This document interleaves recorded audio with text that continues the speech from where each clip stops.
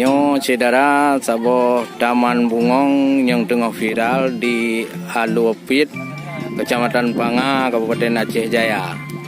Jadi bungongnya yang asal di mana kan Celosia Garden. Ya, jadi Jino tengah viral. Mudah-mudahan juga menjadi pendapatan bagi pemasukan daerah. Jadi masyarakat dari luar Aceh Jaya mengunjungi tiap-tiap uro spot lagi yang rupa foto-foto bersama, selfie dan mengambil foto abadi. Nyo suasana nakalon masyarakat dengan berbagai daerah.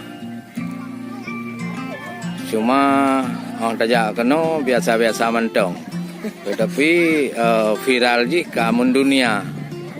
Inilah sebuah kreativitas katanya generasi yang nak di Kampung Aluopit, Kecamatan Panga, Kabupaten Aceh Jaya.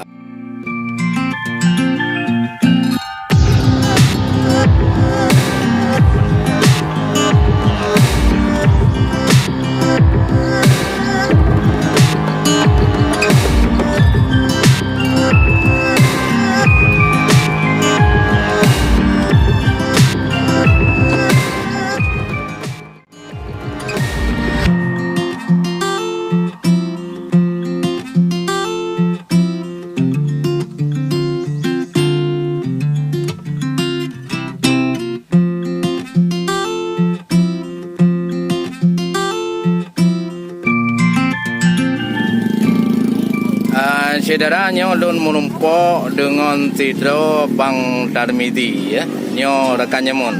Bang Tarmizi cu nu pegah bacut ramai orang selama nyo mulai pajan Bang Tarmizi. Minggu-minggu ramai. Minggu. Nah, sebulan kah? Insyaallah sebulan. Nah. Karena lebihnya kan tengah viral masalah bungong Celosia Garden nyo yang nak di Aluopit. Tengah viral kan, tengah ramai dibincangkan. Jadi Dro memang kampung Dro no. Di kampung Dro. Yang kelolanya memang orang Dayo. Orang Dayo je. Saudara Dayo. Berkon kayak empat. Nak kerja luar. Korea, Jepang, Amerika. Oh ya. Pekerja itu buat kena. Ya. Dan jadi kau diharapkan orang yang jaga kena lebih menjaga syariat. Ya.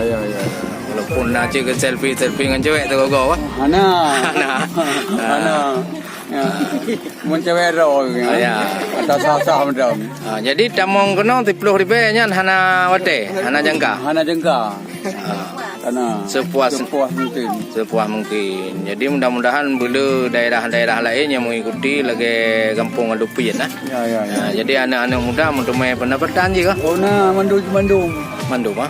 Jadi Dra selama na urang yang kunjungi bat taman bungongnya mantong buat thot. Dah mantong buat lagi. Batai. Batai.